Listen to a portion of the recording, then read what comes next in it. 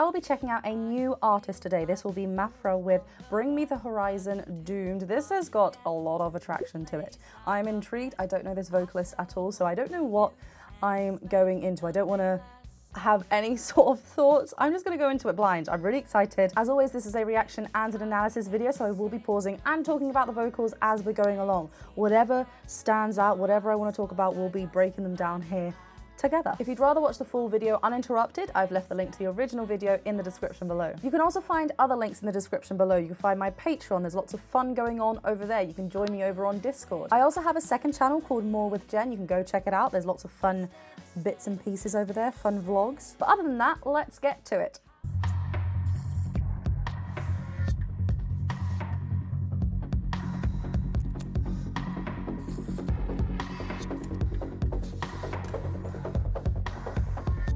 My wings and come lock me up. Just pull the plug, yeah, I've had enough. Tear me to pieces, sell me for parts. You're all vampires, so here you can have my heart. Oh. You can have my heart. You can have my heart. There was a funeral, a room of ghosts. No hand of movement, no sign of pulse. Only an echo, just getting boom. They kick the chair, but we uptight the room. Okay, I'm going to pause it here. This is really interesting already. I wanted it to play a little bit more than the verse and a little link section. There is so much fun to be spoken about her voice already. Wow, okay.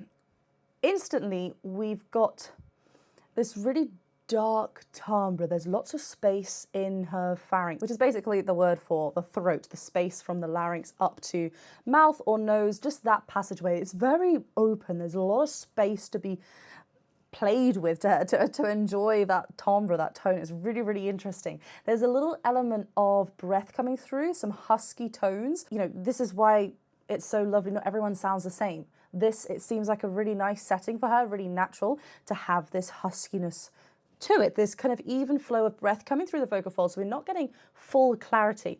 However, there are moments where we do get some nice clarity. There's also another thing that she's doing that's quite juxtapositioned, if we will. Everything's really relaxed. It's almost like, because of this husky, breathy quality, it's like she's almost mumbling through the words, but her diction is really great. I was trying to figure, because it's almost like she's hardly doing anything, but everything is precise, like the tongue is completing, or, you know, everything inside. So there's a lot happening inside, but outside it just looks like nothing.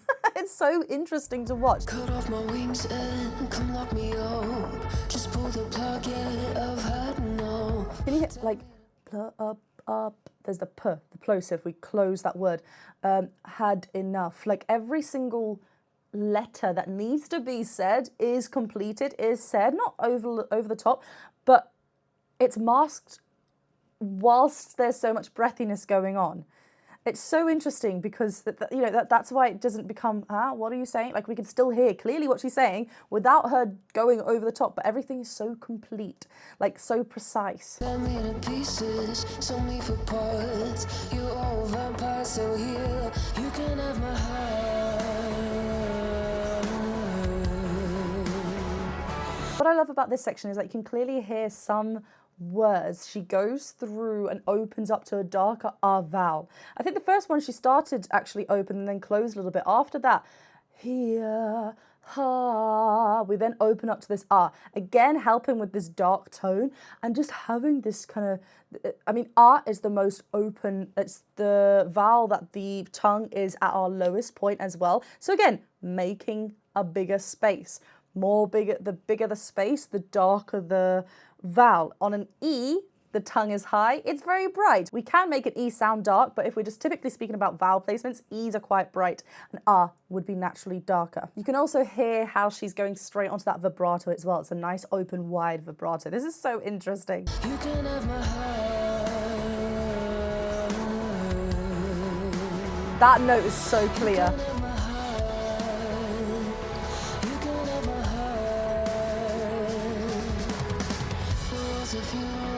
A room of ghosts, no hand of movement, no sign of pulse. chair, but we up to the room.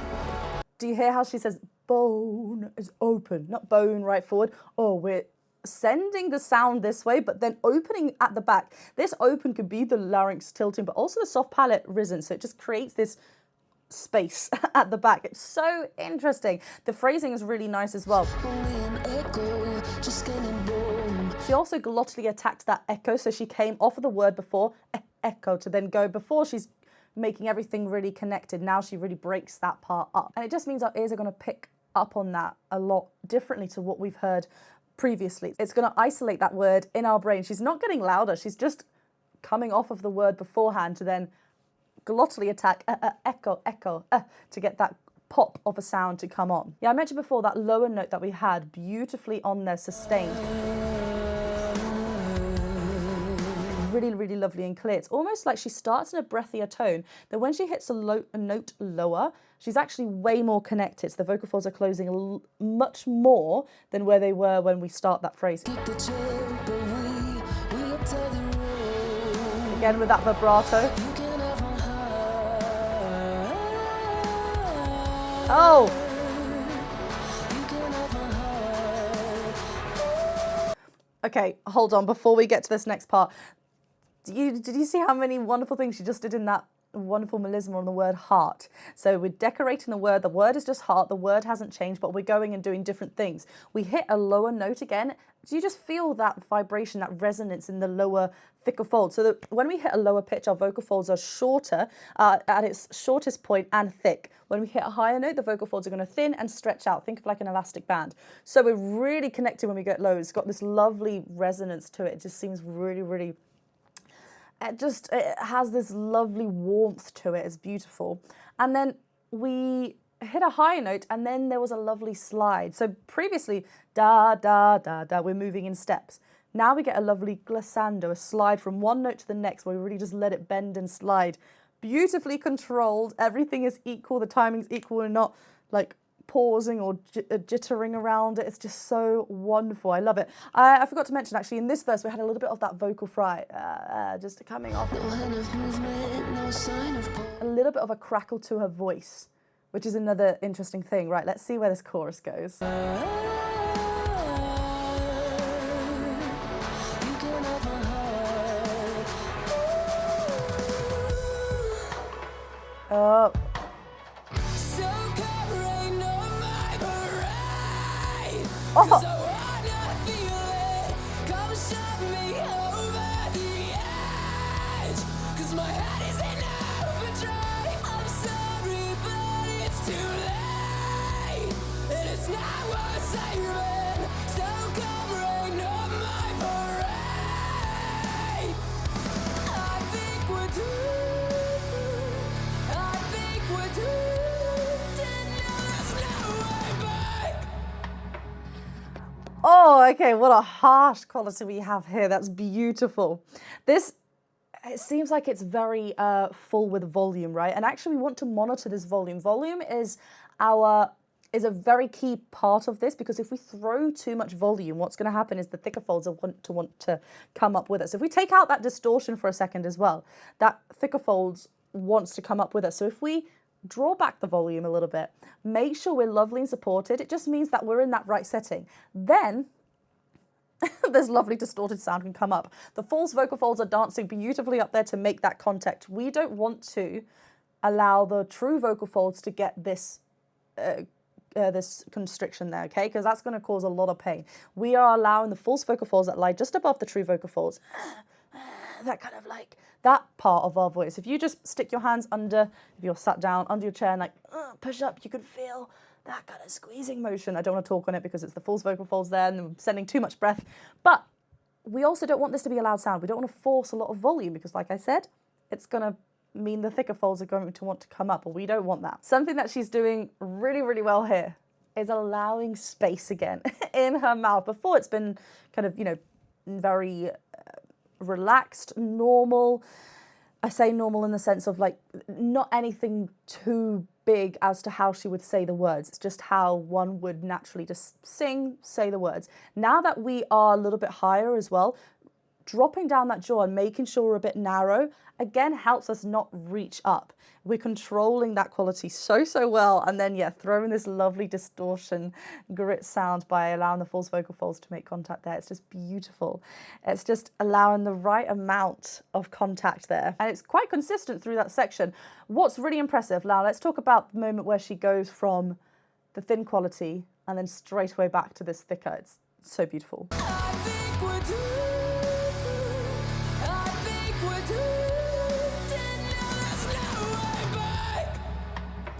That's so good, because what she's doing in those two sentences is showing all the techniques, all the qualities, all the vocal qualities that she's been doing in one. She starts, there's a lovely cry. I think. She does a little bit of a cry. When we do that, we're including resistance in the vocal folds. So we're lovely and connected, not throwing too much breath. And this is also a quality that we need to make sure that when we ascend, we can then still pick and choose. It's not breathy and then having to fight for that connection. It just gives us a nice anchor support, so we're nice and light on that note rather than reaching up. Also, I just wanted to mention the tongue position. Do you notice when she's going into that screamy, gritty territory, her tongue is so high at the back, it's creating this lovely shape just to let, it's kind of like a continuation of the direction of breath. It's so good. Anyway, back to this moment. So we start with that cry.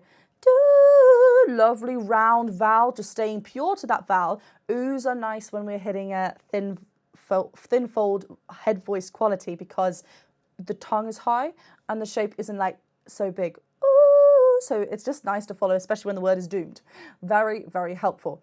Then the second time we go through this, we're again a little bit fuller, going to that head voice doomed, and then we send that energy forward. We send that direction forward. Again, the tongue becomes lovely and high at the back, and it's like a slide.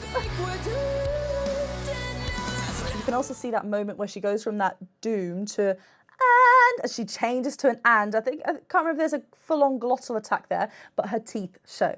And there's a bit of a pinch on her nose. The twang is then present. Twang, in terms of singing, is the narrowing of the AES, which again lies above the vocal folds. Even the false vocal folds lies above. It's a little area near the epiglottis. That's what we're narrowing. And when we narrow that, it's going to create a lovely bright quality. If we narrow it a lot, it's going to get quite ugly, which is why when we work on this quality, we want to kind of go to the extreme and we work on some think like a witch, that kind of quality, meow, all those kind of weird sounds. Now I'm just making sounds. But when we use just the right amount for what we want, what that allows us to do is to have a little bit of that volume, that brightness, that energy forward, and it just sits us in this great path. This is so good. Oh, we're still completing the words though. There's no laziness there. I love it.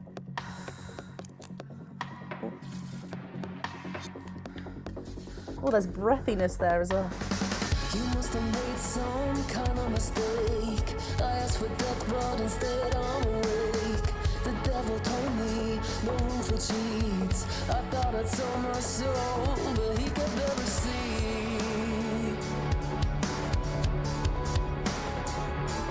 You can have my heart. Okay, this is, obviously it's the next verse before another chorus, so we've heard this melody before.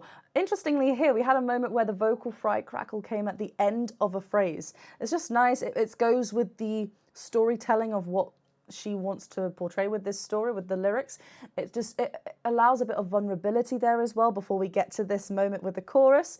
We are much more clearer in this section as well. There's much more full vocal fold closure happening. We're just monitoring the breath a lot more. It just shows great strength to be able to go from one to the other. Every singer is different, but it's wonderful to hear how she's choosing between, to show us what she wants to do, what makes most sense for her as she's progressing through the song.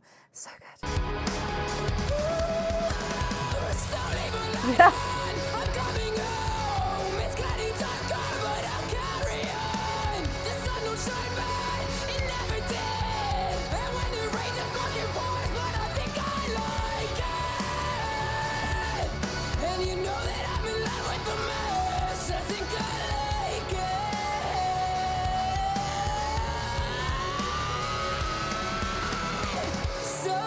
Oh, oh, and then she goes into this beautiful clear quality. Wow, that, okay, we had another glissando here, very different to what it was before. Da, as we ascend.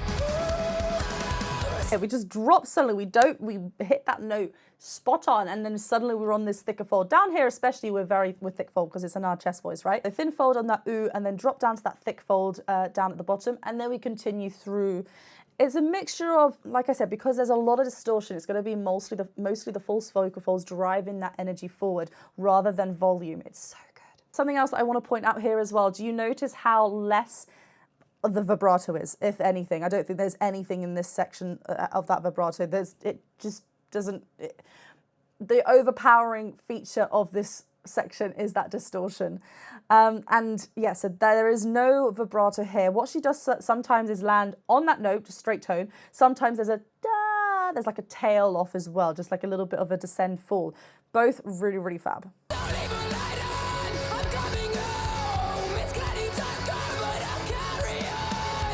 Like stays.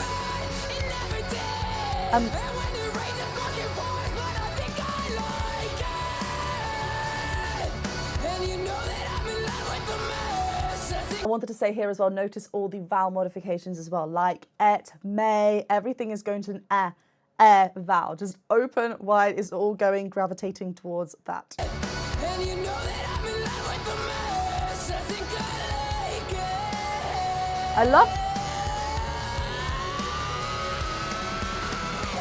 Beautiful. So come rain on my parade, 'cause I wanna feel it. Come shove me over the edge, 'cause my head is in overdrive. I'm sorry, but it's too late.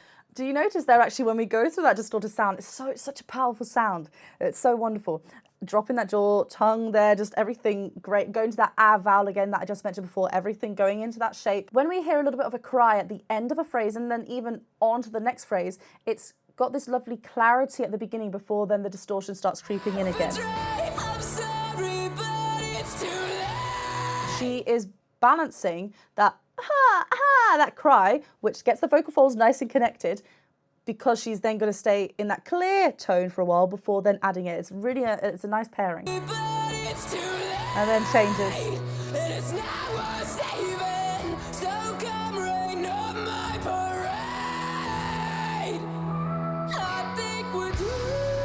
Again, that cry.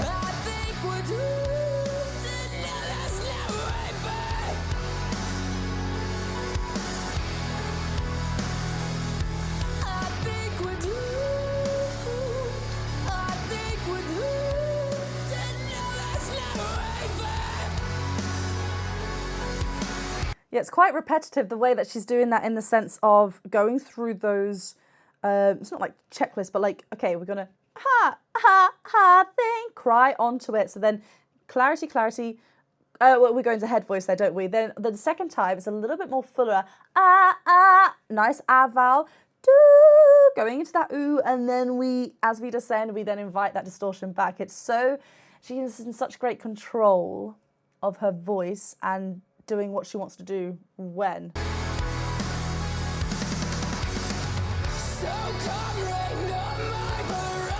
Like, that's directly on distortion.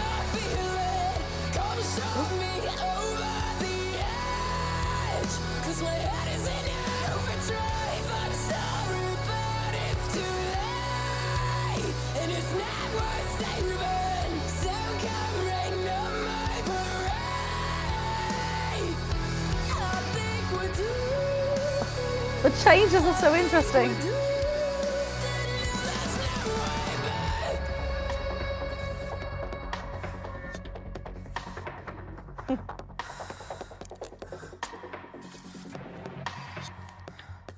Wow.